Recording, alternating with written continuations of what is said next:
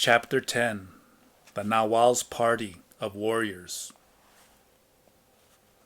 When Don Juan judged that the time was right for me to have my first encounter with his warriors, he made me shift levels of awareness. He then made it perfectly clear that he would have nothing to do with their way of meeting me. He warned me that if they decided to beat me, he could not stop them. They could do anything they wanted except kill me. He stressed over and over again that the warriors of his party were a perfect replica of his benefactors, except that some of the women were more fierce, and all the men were utterly unique and powerful. Therefore, my first encounter with them might resemble a head-on collision. I was nervous and apprehensive on the one hand, but curious on the other. My mind was running wild with endless speculations, most of them about what the warriors would look like. Don Juan said that he had had the choice either of coaching me to memorize an elaborate ritual, as he had been made to do, or of making it the most casual encounter possible. He waited for an omen to point out which alternative to take. His benefactor had done something similar, only he had insisted Don Juan learn the ritual before the omen presented itself. When Don Juan revealed his sexual daydreams of sleeping with 4 women, his benefactor interpreted it as the omen, chucked the ritual, and ended up pleading like a hog dealer for Don Juan's life. In my case, Don Juan wanted an omen before he taught me the ritual. That omen came when Don Juan and I were driving through a border town in Arizona, and a policeman stopped me. The policeman thought I was an illegal alien. Only after I had shown him my passport, which he suspected of being a forgery, and other documents, did he let me go. Don Juan had been in the front seat next to me all the time, and the policeman had not given him a second glance. He had focused solely on me. Don Juan thought the incident was the omen he was waiting for. His interpretation of it was that it would be very dangerous for me to call attention to myself, and he concluded that my world had to be one of utter simplicity and candor. Elaborate ritual and pomp were out of character for me. He conceded, however, that a minimal observance of ritualistic patterns was in order when I made my acquaintance with his warriors. I had to begin by approaching them from the south, because that is the direction that power follows in its ceaseless flux. Life force flows to us from the south and leaves us flowing toward the north. He said that the only opening to a Nawal's world was through the south, and that the gate was made by 2 female warriors who would have to greet me and would not let me go through if they so decided. He took me to a town in central Mexico, to a house in the countryside. As we approached it on foot from a southerly direction, I saw 2 massive Indian women standing 4 feet apart, facing each other. They were about 30 or 40 feet away from the main door of the house, in an area where the dirt was hard packed. The two women were extraordinarily muscular and stern. Both had long, jet black hair held together in a single thick braid. They looked like sisters. They were about the same height and weight.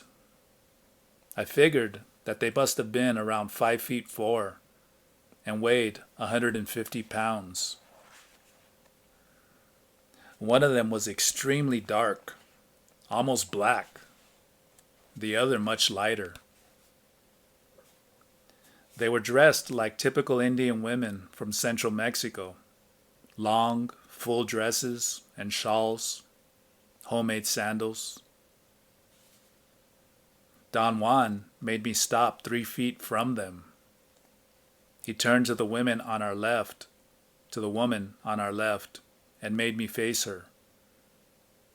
He said that her name was Cecilia and that she was a dreamer.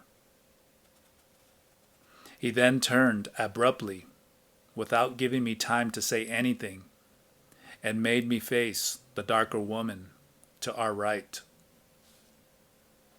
He said that her name was Delia and that she was a stalker. The women nodded at me. They did not smile or move to shake hands with me or make any gesture of welcome. Don Juan walked between them as if they were two columns marking a gate. He took a couple of steps and turned, as if waiting for the women to invite me to go through. The women stared at me calmly for a moment. Then Cecilia asked me to come in, as if I were at the threshold of an actual door. Don Juan led the way to the house. At the front door, we found a man. He was very slender. At first sight, he looked extremely young, but on closer examination, he appeared to be in his late 50s. He gave me the impression of being an old child, small, wiry, with penetrating dark eyes.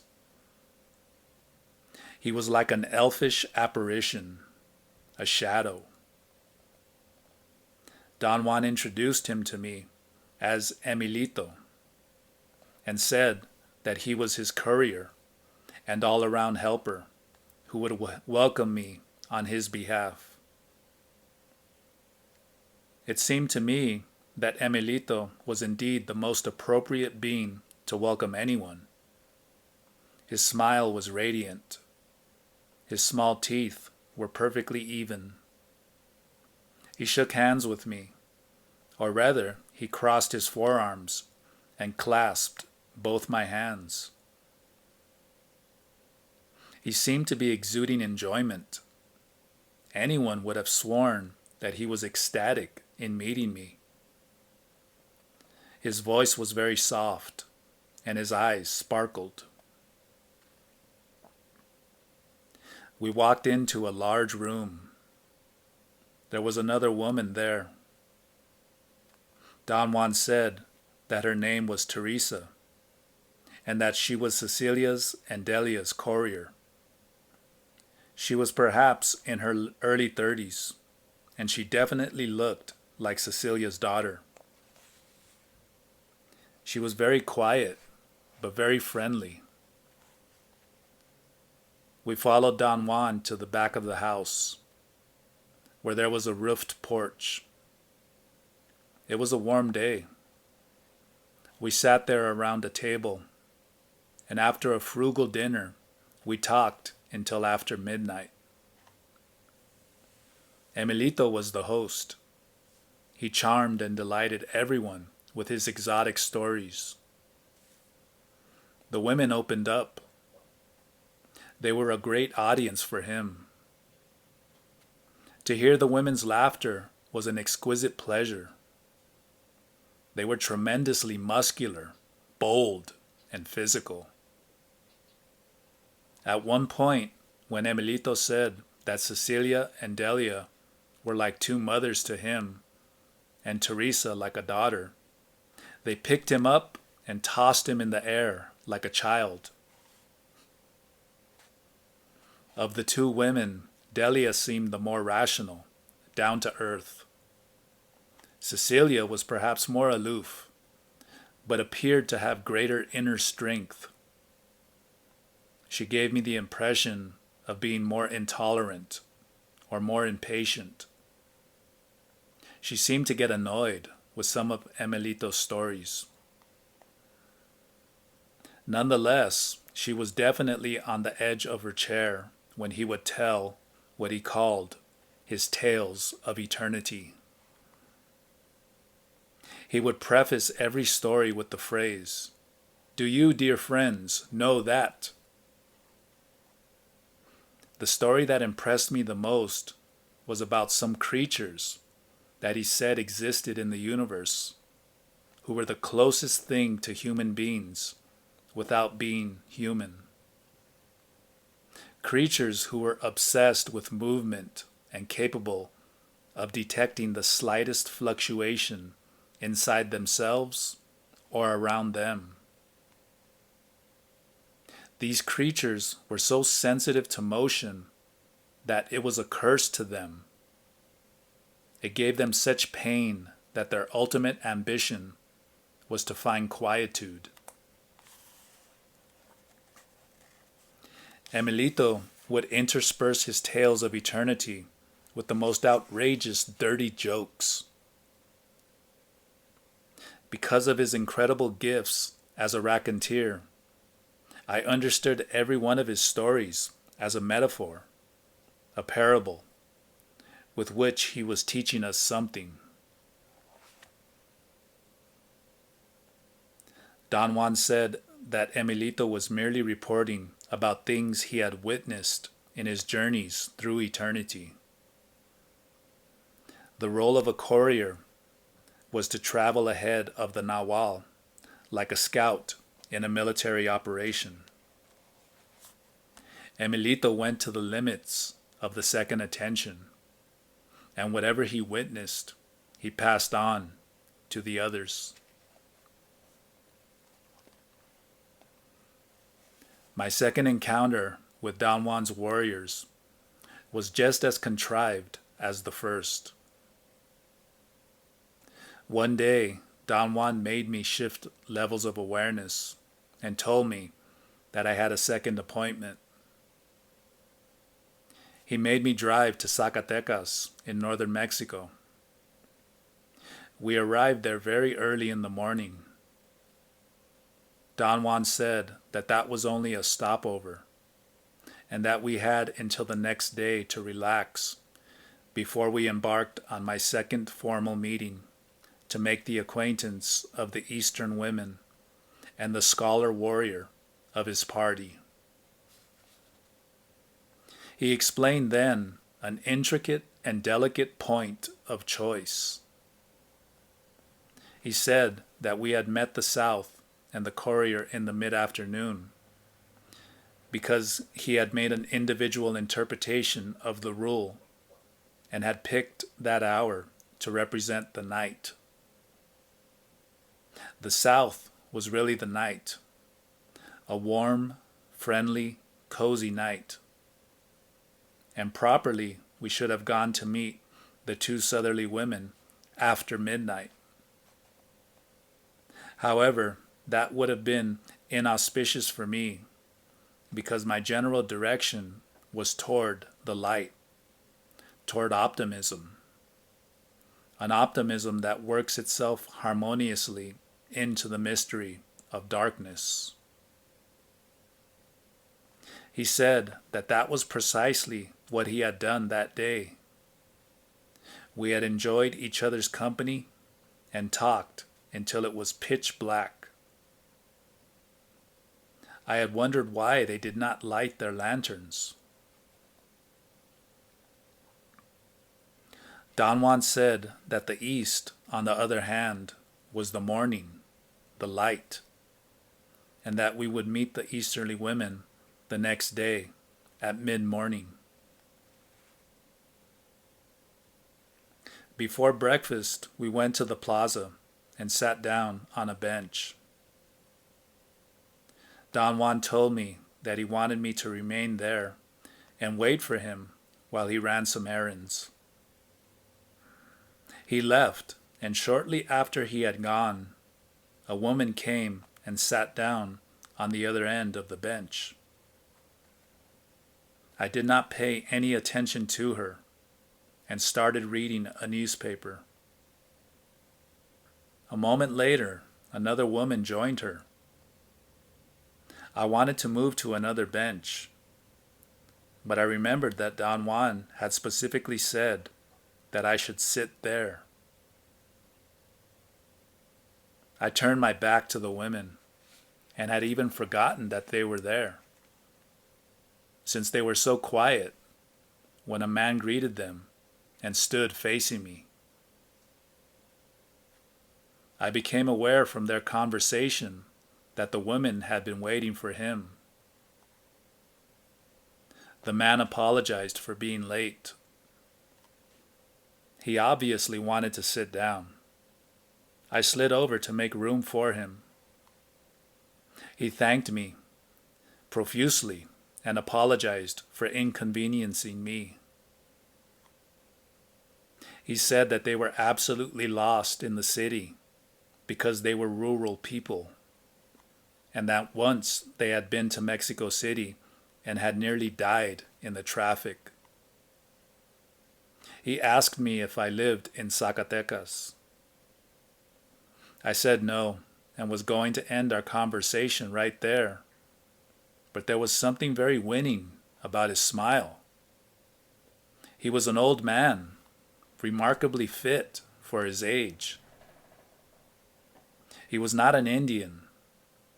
He seemed to be a gentleman farmer from a small rural town. He was wearing a suit and had a straw hat on. His features were very delicate. His skin was almost transparent. He had a high-bridged nose, a small mouth, and a perfectly groomed white beard. He looked extraordinarily healthy, and yet he seemed frail. He was of medium height and well built, but at the same time gave the impression of being slender, almost effete. He stood up and introduced himself to me. He told me that his name was Vicente Medrano, and that he had come to the city on business only for the day. He then pointed to the two women and said that they were his sisters. The women stood up and faced us. They were very slim and darker than their brother. They were also much younger. One of them could have been his daughter. I noticed that their skin was not like his. Theirs was dry. The two women were very good looking. Like the man, they had fine features, and their eyes were clear and peaceful. They were about 5'4". They were wearing beautifully tailored dresses, but with their shawls, low-heeled shoes, and dark cotton stockings, they looked like well-to-do farm women. The older one appeared to be in her 50s, the younger in her 40s. The man introduced them to me. The older woman was named Carmela, and the younger one, Ermelinda. I stood up and briefly shook hands with them. I asked them if they had any children. That question was usually a sure conversation opener for me. The women laughed, and in unison ran their hands down their stomachs to show me how lean they were. The man calmly explained that his sisters were spinsters and that he himself was an old bachelor. He confided to me, in a half-joking tone, that unfortunately his sisters were too mannish. They lacked the femininity that makes a woman desirable, and so they had been unable to find husbands. I said that they were better off, considering the subservient role of women in our society. The women disagreed with me. They said that they would not have minded at all being servants if they had only found men who wanted to be their masters. The younger ones said that the real problem was that their father had failed to teach them to behave like women. The man commented with a sigh that their father was so domineering that he had also prevented him from marrying by deliberately neglecting to teach him how to be a macho. All three of them sighed and looked gloomy. I wanted to laugh.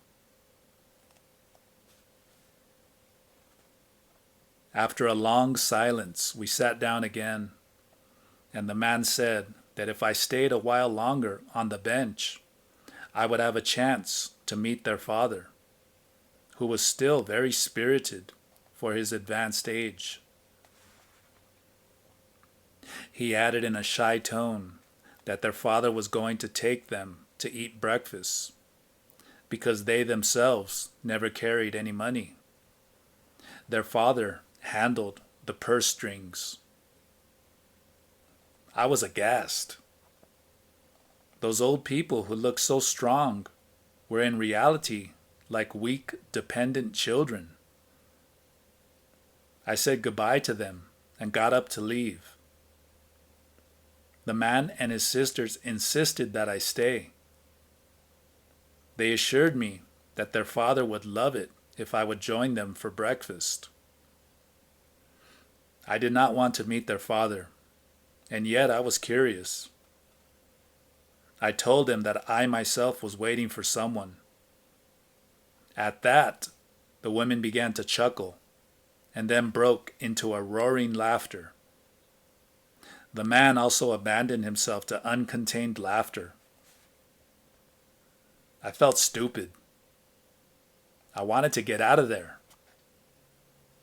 At that moment, Don Juan showed up, and I became aware of their maneuver. I did not think it was amusing. All of us stood up. They were still laughing as Don Juan told me that those women were the East, that Carmela was the stalker and Ermelinda the dreamer, and that Vicente was the warrior scholar and his oldest companion. As we were leaving the plaza, another man joined us, a tall, dark Indian, perhaps in his 40s.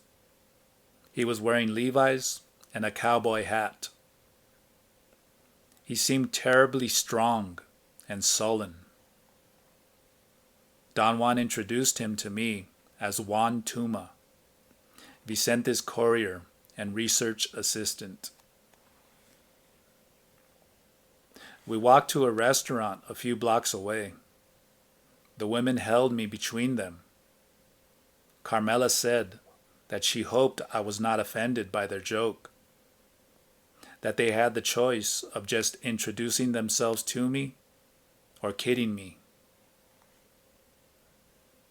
What made them decide to kid me was my thoroughly snobbish attitude in turning my back to them and wanting to move to another bench. Ermelinda added that one has to be utterly humble and carry nothing to defend, not even one's person. That one's person should be protected, but not defended. In snubbing them, I was not protecting, but merely defending myself. I felt quarrelsome. I was frankly put out by their masquerade. I began to argue, but before I had made my point, Don Juan came to my side. He told the two women that they should overlook my belligerence, that it takes a very long time to clean out the garbage that a luminous being picks up in the world. The owner of the restaurant where we went knew Vicente and had prepared a sumptuous breakfast for us. All of them were in great spirits, but I was unable to let go of my brooding. Then, at Don Juan's request, Juan Tuma began to talk about his journeys. He was a factual man. I became mesmerized by his dry accounts of things beyond my comprehension. To me, the most fascinating was his description of some beams of light or energy that allegedly crisscross the earth. He said that these beams do not fluctuate as everything else in the universe does, but are fixed into a pattern. This pattern coincides with hundreds of points in the luminous body.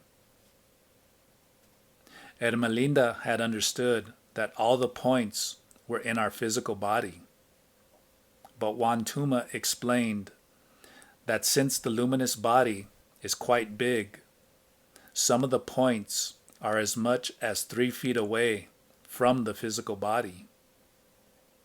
In a sense, they are outside of us, and yet they are not. They are on the periphery of our luminosity, and thus still belong to the total body.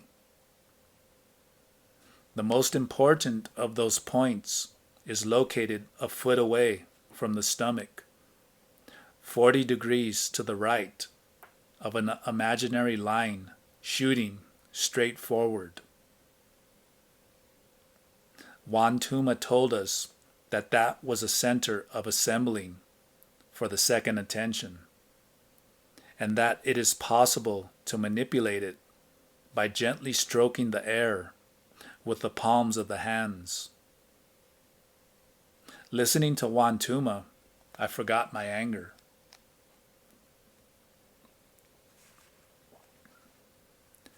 My next encounter with Don Juan's world was with the West. He gave me ample warning that the first contact with the West was a most important event, because it would decide, in one way or another, what I should subsequently do. He also alerted me to the fact that it was going to be a trying event, especially for me, as I was so stiff and felt so self-important. He said that the West is naturally approached at dusk, a time of day which is difficult just in itself, and that his warriors of the West were very powerful, bold, and downright maddening. At the same time, I was also going to meet the male warrior who was the man behind the scenes. Don Juan admonished me to exercise the utmost caution and patience. Not only were the women raving mad, but they and the men were the most powerful warriors he had ever known. They were, in his opinion, the ultimate authorities of the second attention.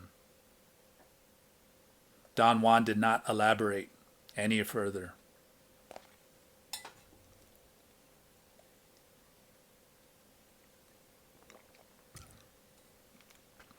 One day, as though on the spur of the moment, he suddenly decided that it was time to start on our trip to meet the Westerly women.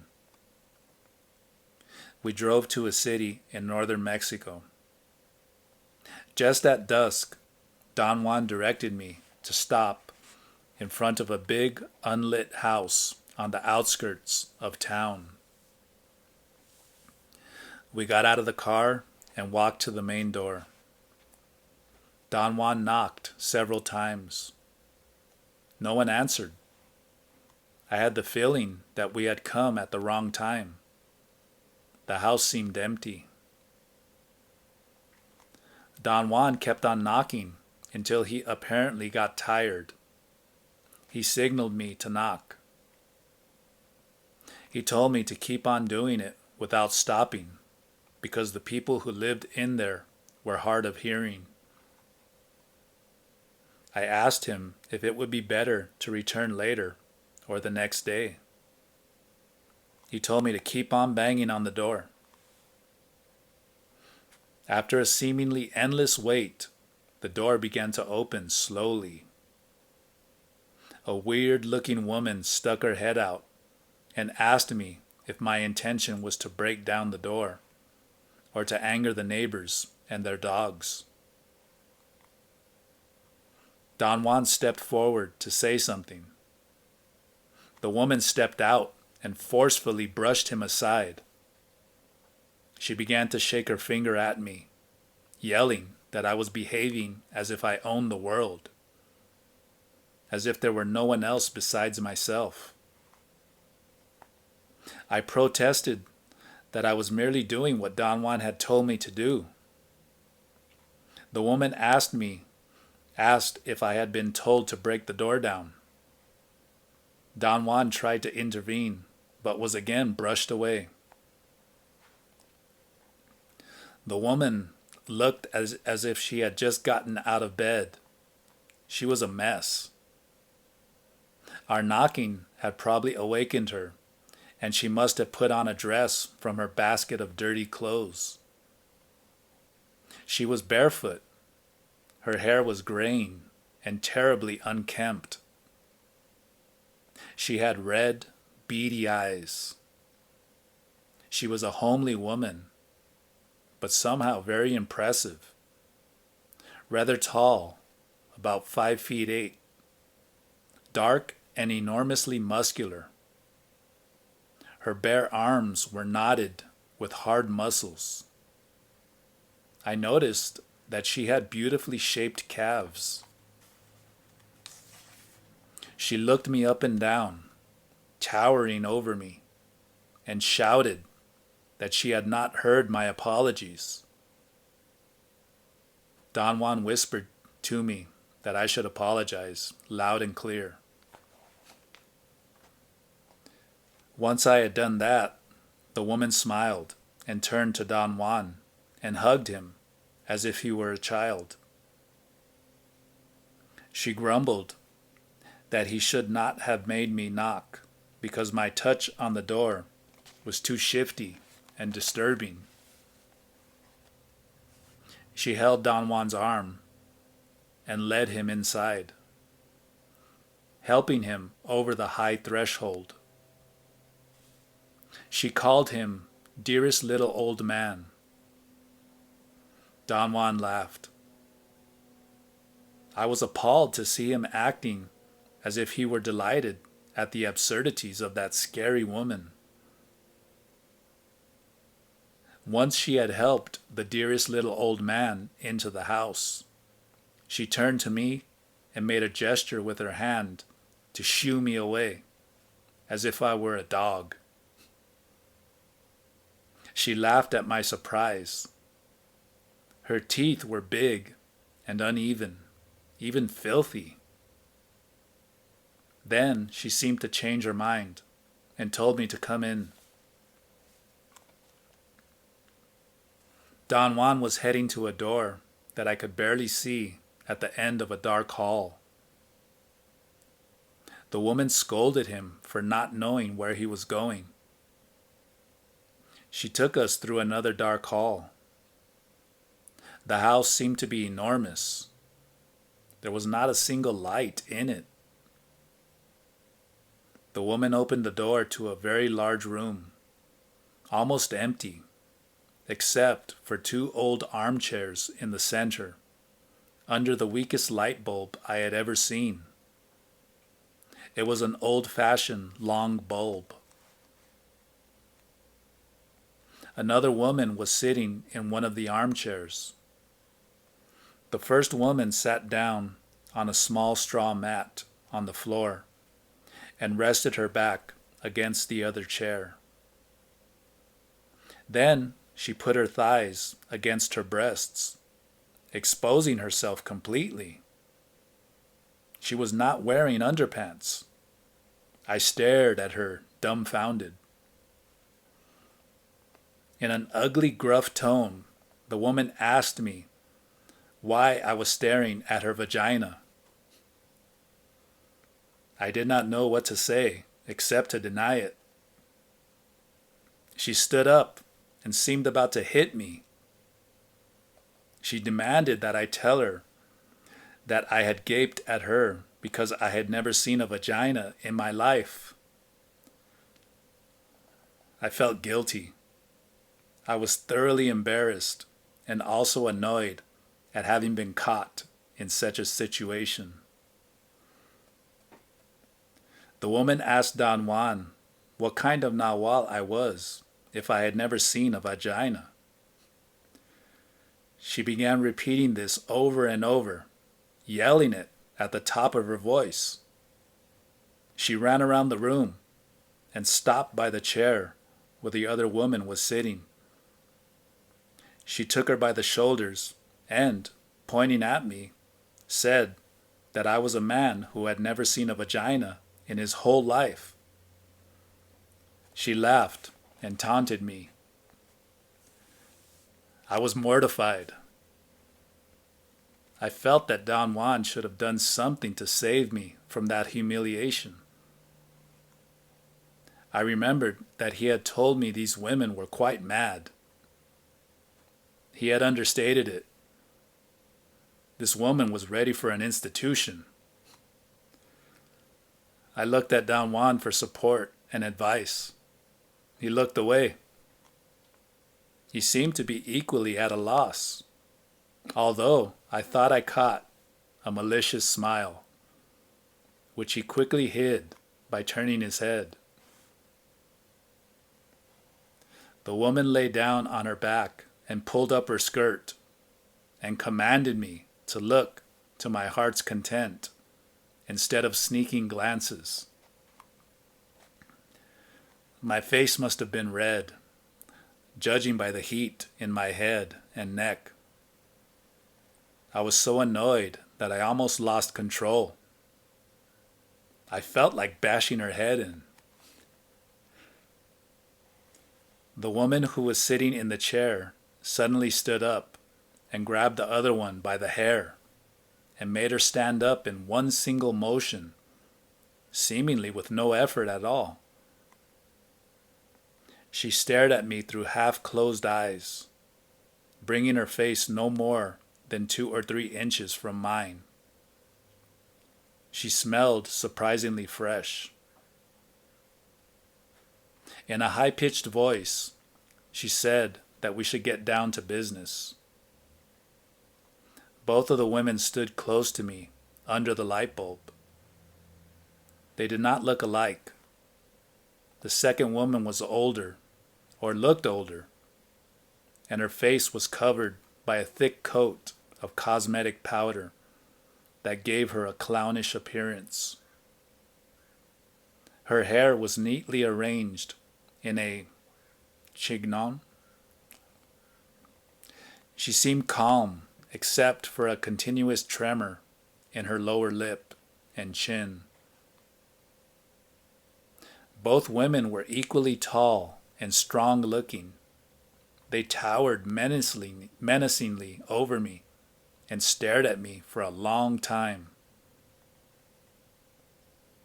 Don Juan did not do anything to break their fixation.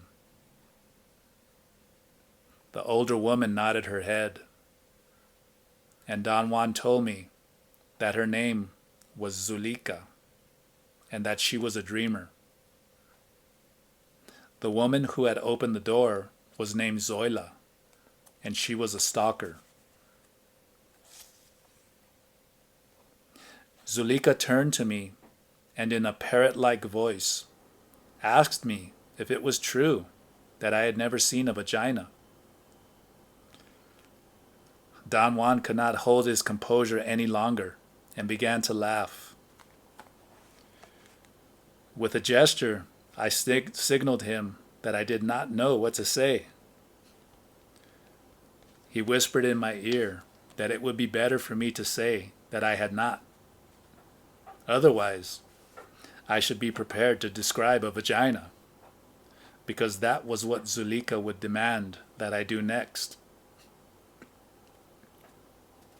I answered accordingly, and Zuleika said that she felt sorry for me. Then she ordered Zoila to show me her vagina.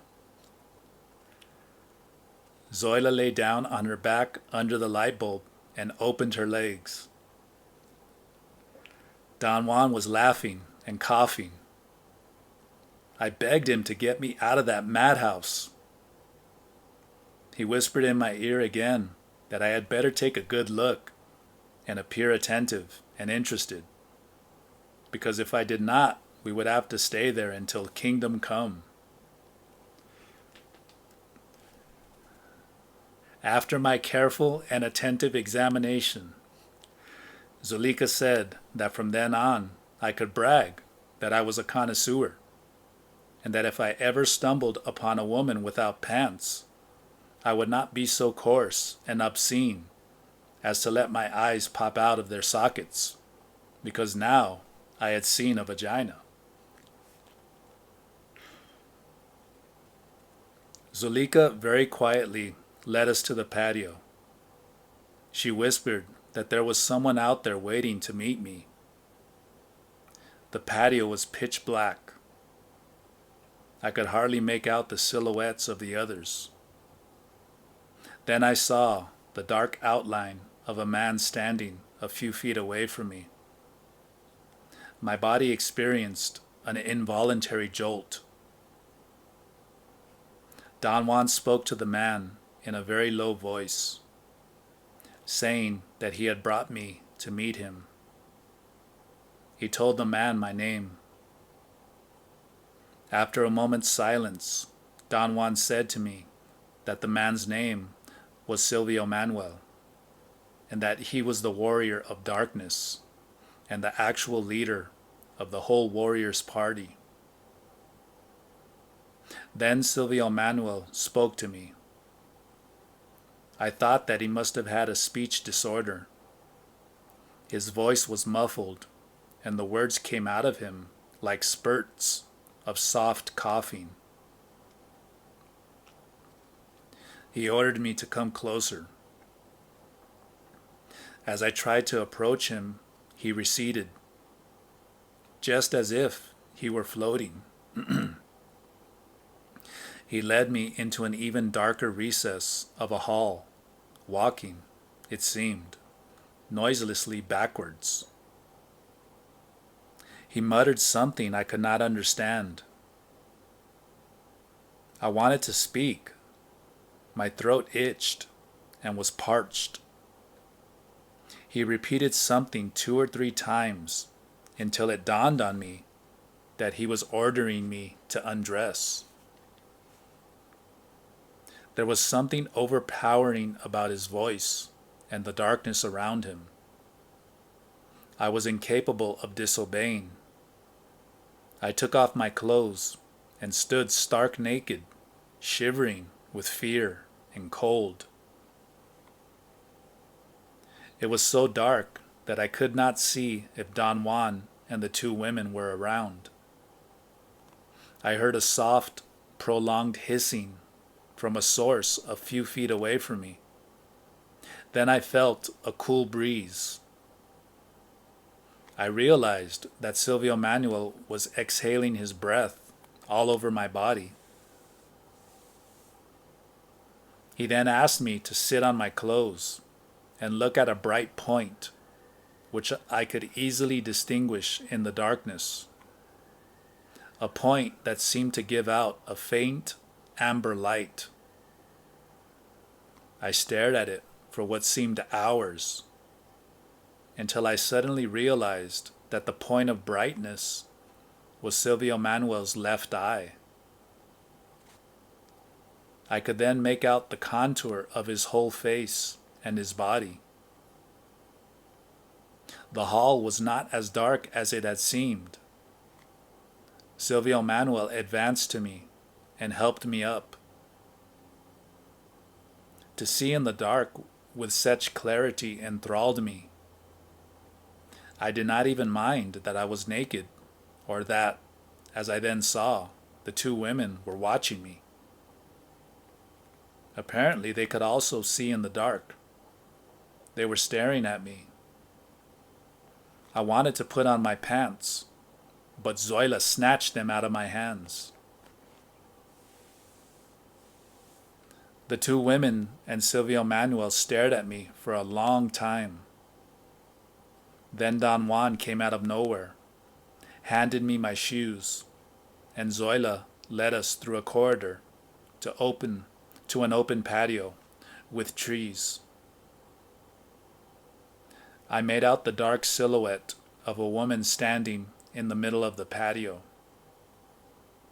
Don Juan spoke to her, and she mumbled something in reply. He told me that she was a southerly woman, that her name was Marta, and that she was a courier to the two westerly women.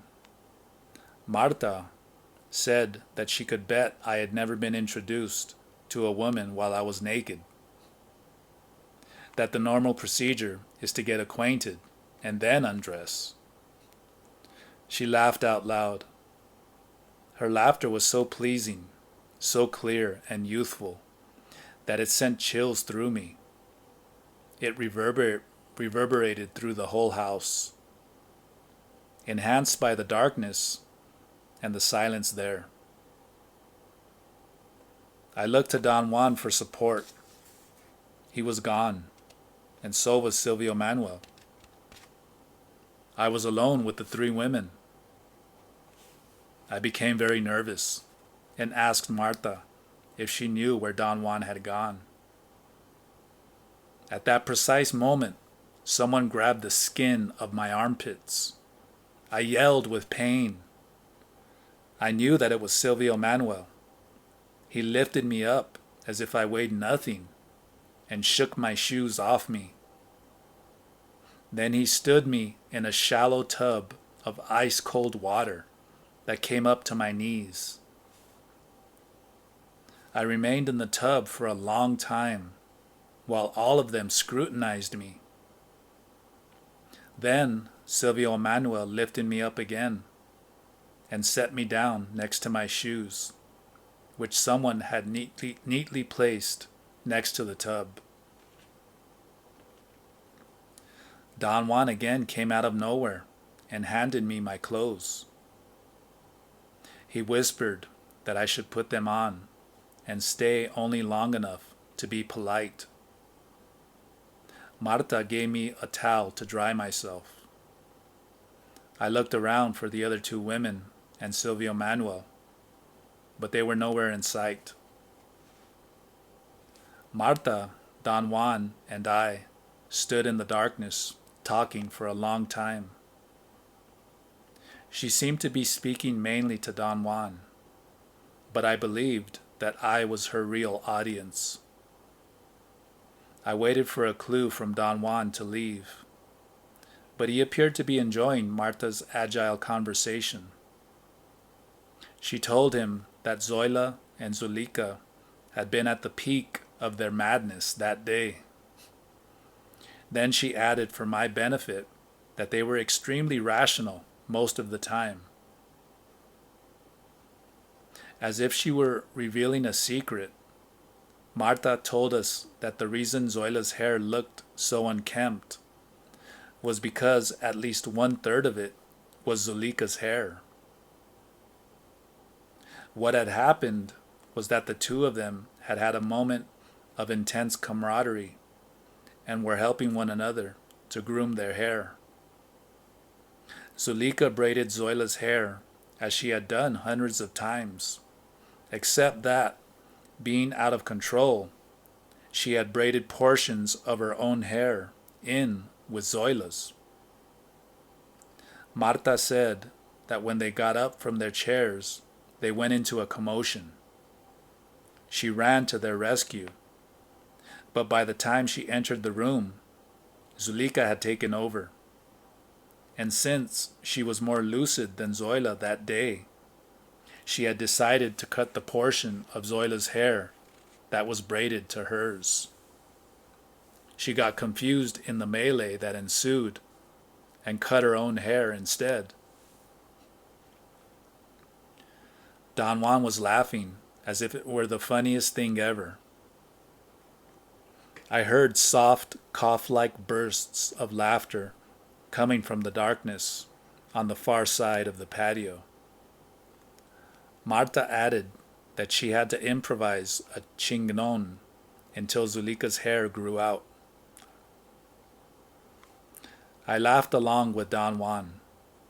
I liked Marta. The two other women were abhorrent to me.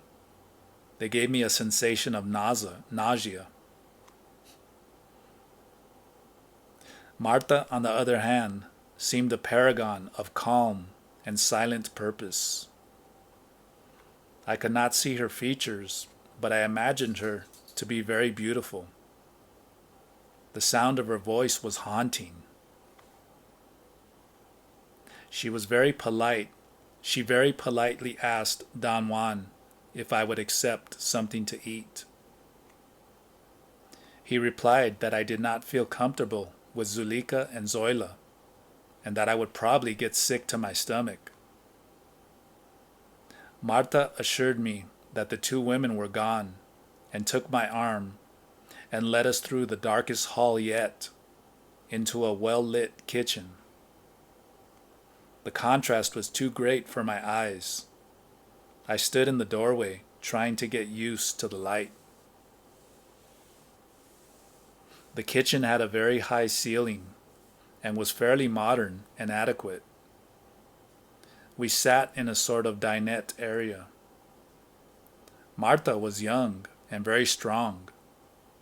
She had a plump, voluptuous figure, a round face, and a small nose and mouth. Her jet black hair was braided and coiled around her head. I thought that she must have been as curious to examine me as I had been to see her. We sat and ate and talked for hours. I was fascinated by her. She was an uneducated woman, but she held me spellbound with her talk. She gave us detailed accounts of the preposterous things that Zoila and Zuleika did when they were mad.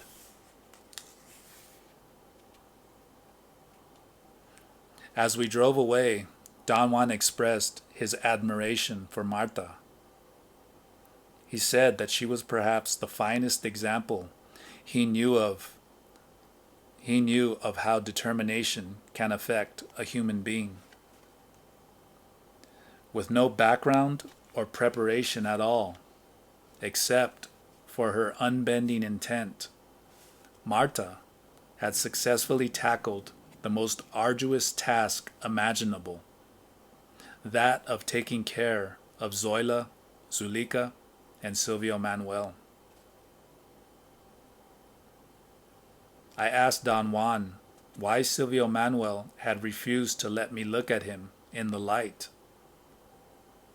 He replied that Silvio Manuel was in his element in darkness, and that I was going to have countless opportunities to see him. For our first meeting, nonetheless, it was mandatory that he maintain himself within the boundaries of his power, the darkness of the night. Silvio Manuel and the two women lived together because they were a team of formidable sorcerers.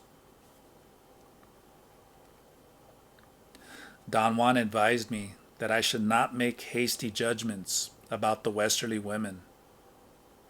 I had met them at a moment when they were out of control, but their lack of control pertained only to surface behavior.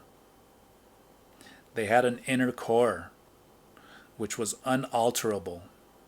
Thus, even at the time of their worst madness, they were capable of laughing at their own aberration, as if it were a performance staged by someone else. Silvio Manuel's case was different. He was in no way deranged. In fact, it was his profound sobriety that enabled him to deal so effectively with those two women, because he and they were opposite extremes. Don Juan said that Silvio Manuel had been born that way, and everyone around him acknowledged his difference. Even his benefactor, who was stern and unsparing with everybody, lavished a great deal of attention on Silvio Manuel. It took Don Juan years to understand the reason for this preference. Due to something inexplicable in his nature, once Silvio Manuel had entered into the left side awareness, he never came out of it. His proclivity to remain in a state of heightened awareness, coupled with the superb leadership of his benefactor, allowed him to arrive before anyone else, not only at the conclusion that the rule is a map, and there is, in fact, another kind of awareness, but also to the actual passageway into that other world of awareness. Don Juan said that Silvio Manuel, in a most impeccable manner, balanced his excessive gains by putting them at the service of their common purpose. He became the silent force behind Don Juan.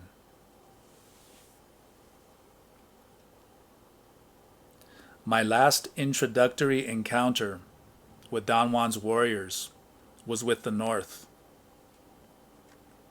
Don Juan took me to the city of Guadalajara to fulfill that meeting.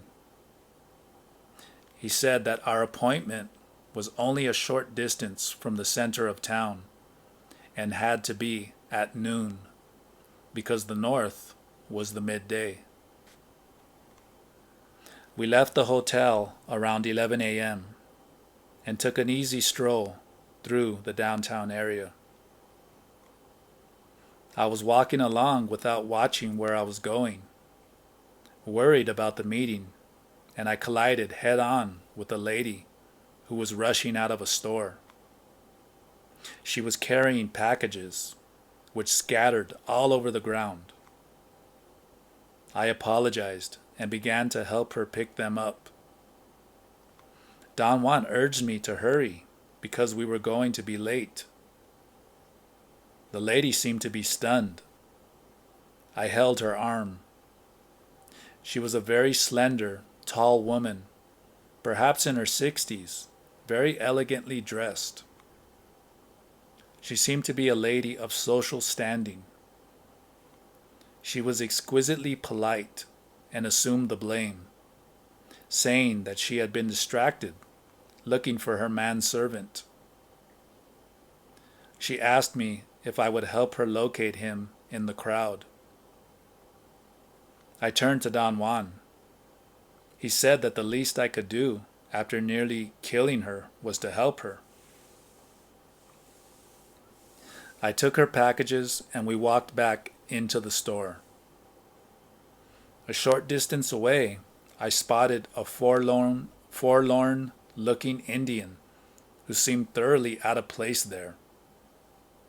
The lady called him and he came to her side like a lost puppy.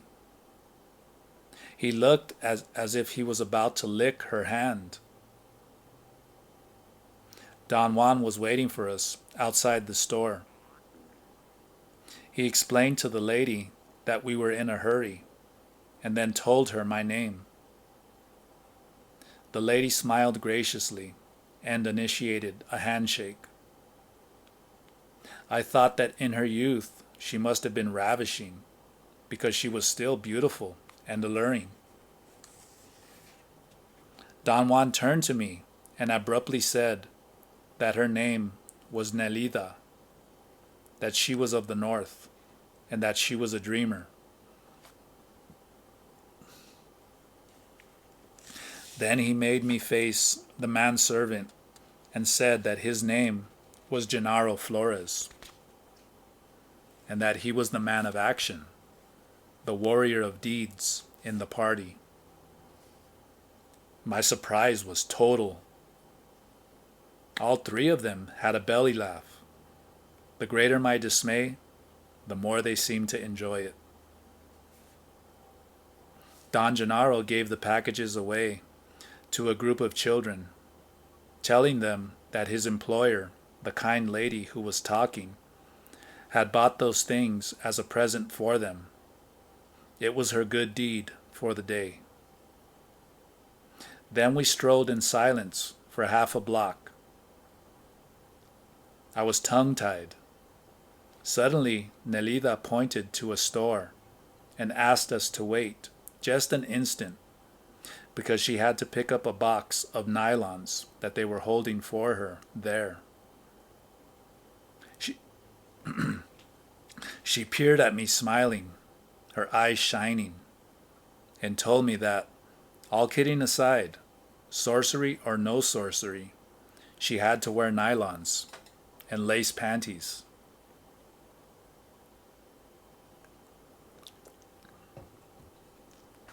Don Juan and Don Gennaro laughed like two idiots. I stared at Nelida because I could not do anything else. There was something about her that was utterly earthly, and yet she was almost ethereal. She kiddingly told Don Juan to hold on to me because I was about to pass out. Then she politely asked Don Gennaro to run in and get her order from a specific clerk. As he started in, Nelida seemed to change her mind and called him back. But he apparently did not hear her and disappeared inside the store. She excused herself and ran after him. Don Juan pressed my back to get me out of my turmoil. He said that I would meet the other northerly woman, whose name was Florinda, by herself at another time, because she was to be my link into another cycle, another mood. He described Florinda as a carbon copy of Nelida, or vice versa. I remarked that Nelida was so sophisticated and stylish that I could imagine seeing her in a fashion magazine. The fact that she was beautiful and so fair, perhaps of French or Northern Italian extraction, had surprised me. Although Vicente was not an Indian either, his rural appearance made him less of an anomaly. I asked Don Juan why there were non-Indians in his world. He said that power is what selects the warriors of a Nahual's party, and that it is impossible to know its designs. We waited in front of the store for perhaps half an hour. Don Juan seemed to get impatient and asked me to go inside and tell them to hurry. I walked into the store. It was not a big place. There was no back door, and yet they were nowhere in sight. I asked the clerks, but they could not help me. I confronted Don Juan and demanded to know what had happened. He said that they had either disappeared into thin air or had sneaked out while he was cracking my back. I raged at him that most of his people were tricksters. He laughed until tears were rolling down his cheeks. He said that I was the ideal dupe. My self-importance made me a most enjoyable subject. He was laughing so hard at my annoyance that he had to lean against the wall.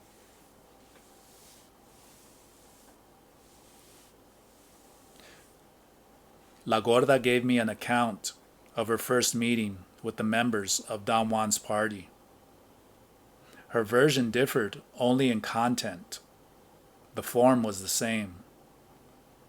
The warriors were perhaps a bit more violent with her, but she had understood this as their attempt to shake her out of her slumber, and also as a natural reaction to what she considered her ugly personality.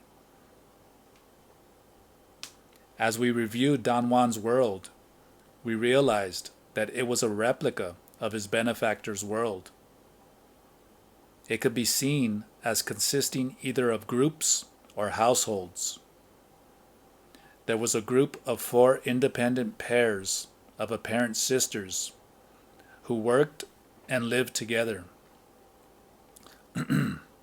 Another group of 3 men who were Don Juan's age and were very close to him.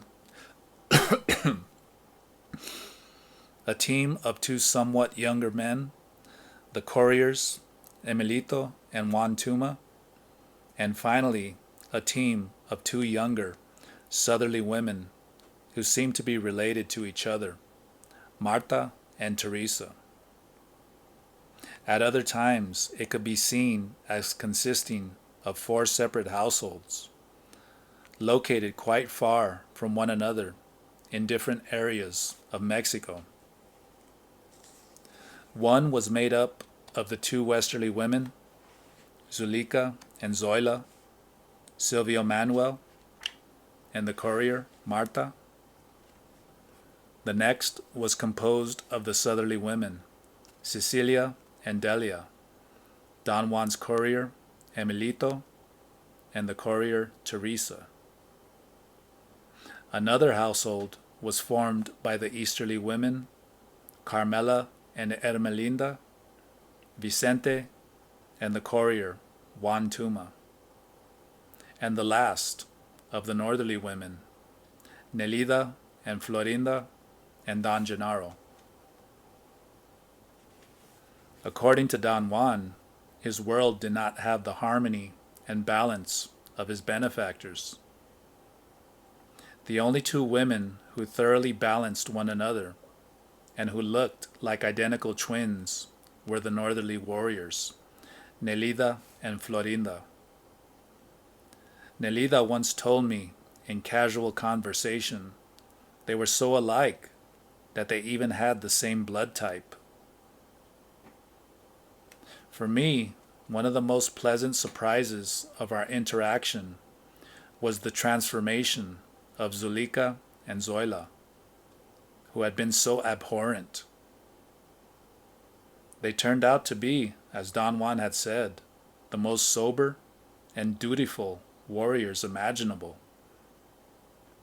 I could not believe my eyes when I saw them again.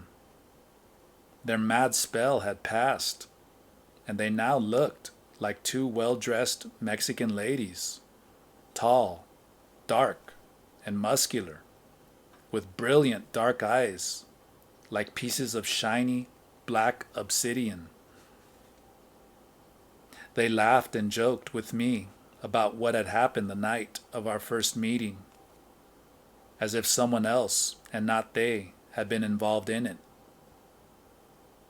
I could easily understand Don Juan's turmoil with the westerly warriors of his benefactor's party. It was impossible for me to accept that Zuleika and Zoila could ever turn into such obnoxious, nauseating creatures as I had first encountered. I was to witness their metamorphosis many times, yet I was never again able to judge them as harshly as I had done on our first encounter. More than anything else, their outrages made me feel sad. But the biggest surprise to me was Silvio Manuel. In the darkness of our first meeting, I had imagined him to be an imposing man, an overpowering giant. In fact, he was tiny, but not small bone tiny. His body was like the body of a jockey, small, yet perfectly proportioned. He looked to me as if he might be a gymnast. His physical control was so remarkable that he could puff himself up like a toad to nearly twice his size by contracting all the muscles of his body. He used to give astounding demonstrations of how he could dislodge his joints and put them back together again without any overt signs of pain. Looking at Silvio Manuel, I always experienced a deep, unfamiliar feeling of fright. To me, he seemed like a visitor from another time. He was pale dark, like a bronze statue. His features were sharp. His aquiline nose, full lips, and widely separated, slanted eyes made him look like a stylized figure on a Mayan fresco. He was friendly and warm during the daytime, but as soon as the twilight set in, he would become unfathomable. His voice would change. He would sit in a dark corner and let the darkness swallow him.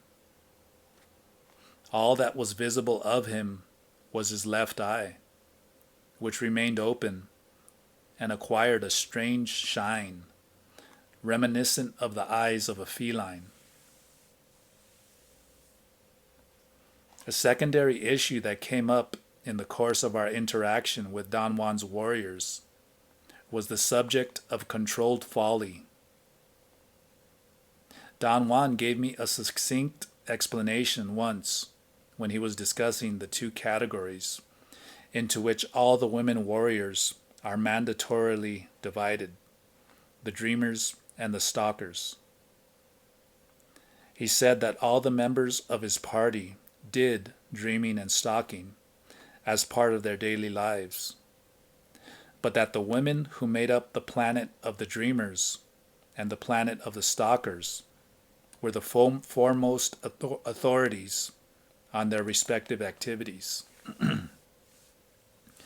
The stalkers are the ones who take the brunt of the daily world. They are the business managers, the ones who deal with people. Everything that has to do with the world of ordinary affairs goes through them. The stalkers are the practitioners of controlled folly, just as the dreamers are the practitioners of dreaming. In other words, controlled folly is the basis for stalking, as dreams are the basis for dreaming. Don Juan said that generally speaking, a warrior's greatest accomplishment in the second attention is dreaming, and in the first attention, his greatest accomplishment is stalking. I had misunderstood what Don Juan's warriors were doing to me in our first meetings. I took their actions as instances of trickery, and that would still be my impression today had it not been for the idea of controlled folly. Don Juan said that their actions with me had been masterful lessons in stalking. He told me that the art of stalking was what his benefactor had taught him before anything else. In order to survive among his benefactor's warriors, he had to learn that art quickly. In my case, he said, since I did not have to contend by myself with his warriors, I had to learn dreaming first. When the time was right, Florinda would step out to guide me into the complexities of stalking. No one else could deliberately talk to me about it.